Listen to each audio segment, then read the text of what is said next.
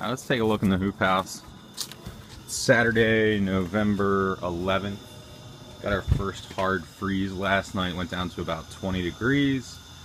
Had this thing all pretty well sealed up before it got too cold, but let's see, it's 9 a.m. See if we got any real damage or anything.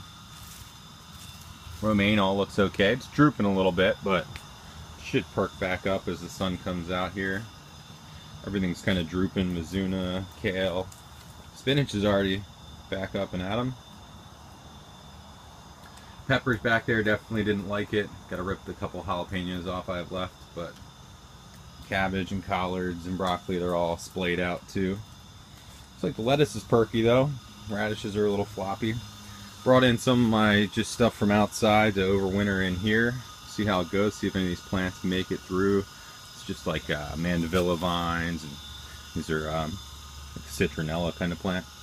Keep up on the deck.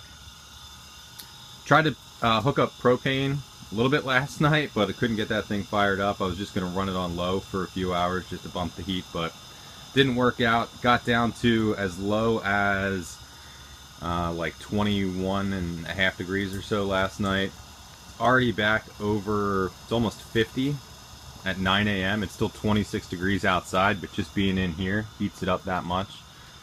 Plastic is kind of just a sheet of ice right now.